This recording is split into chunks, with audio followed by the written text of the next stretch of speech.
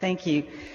Chairman Pitts, we had lots of discussions about this, and I would like for you to just, if you don't mind, take a few minutes here to kind of explain about the rainy day fund, what's in it, how it's being pledged, if you will, to the next biennial budget, what will replenish it. And I can ask this in separate questions, but my point, what I'm trying to get at here is, how was the decision made about where the line should be drawn in the amount of rainy day fund that could and should be used to help cover a shortfall in vital state services, primarily public education, looking at a $4 billion reduction? Let me kind of, because we've gone over this and during the regular session, but let me talk about the rainy day fund. When we came in, in January, it was expected that we would have a little over $9 billion in the rainy day fund for use by the next biennium.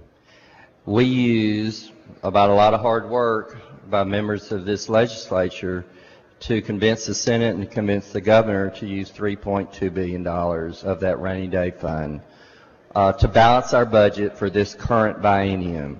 Our current biennium, we did not have the cash to pay for our bills, and the state government would not have been able to pay their bills starting in July, starting in just a few days. And we were able to pass House Bill 275 to use part of the rainy day fund to pay for those current bills. Now, we used the 3.2 approximately, and so we would have approximately 6.2, and these are estimates. I don't have the numbers in front of me. I think it's about 6.4. Maybe 6.4. We did use some of the rainy day fund, additional rainy day fund for fires. We used about $81 million for fires in East Texas on an earlier bill that we did. It, I think it was our supplemental bill that we did use part of the rainy day fund for that. So let's say we still have about 6.4. Is that what you said? When we passed House Bill 1, we realized that we do have a hole in Medicaid services, that we try to get at least until May of 2014, so we'd have the benefit to come back in session to be able to use the rainy day fund to take care of our Medicaid shortfall. We also did. Chairman Pitts, may I ask you about that then? It's about $4.4 billion at this point, I understand, is what we're guesstimating we may have underfunded Medicaid. So if indeed we are setting aside the rainy day fund to cover that, is that not in essence already spending and pledging that amount out of the 6.4 that's left? Donna, it's not an unusual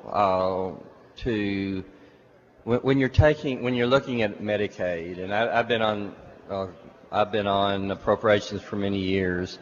You're taking a snapshot of what the demands on the Medicaid would be needed for 2 years in the future, and it's always a guess. This time it was a pretty, I guess you'd say, a very conservative guess, and it's probably our estimation that it may be close to $4 billion. But whatever the number ends up being, is it not correct that we are planning to cover that expenditure, which we will be making in the next biennium, but which is not totally funded? We will be guaranteeing that the services will still be provided and covering it with money from the rainy day fund. I think you and every member of this legislature wants to be able to pay for those individuals that show up at our doctor's offices, our hospitals, and what services that they're entitled to. But we have done that with rainy day fund money, is that correct? I would say, and I think you've heard, that we need to keep money in the rainy day fund to be able to pay for that shortfall if that shortfall actually exists. And the best guesstimate at this point is that that shortfall will occur and that it could be in the range of $4 to $5 billion. We don't expect that there will be no shortfall, do we? Well, you know, I will tell you that a year ago when we started talking about this current budget, we thought we would have a shortfall in Medicaid. We thought we would have to do a supplemental bill for that shortfall in Medicaid. And if you remember, our supplemental bill, which was, I think, House Bill 4, did not include a shortfall for Medicaid. So it's something that, you know, you just have to kind of wait and see, and we're predicting something that's going to happen in 24 months, and it's just something that we'll have to wait and see. I but agree. we wanted to keep that money there, right, to be able to ensure that those services. Right.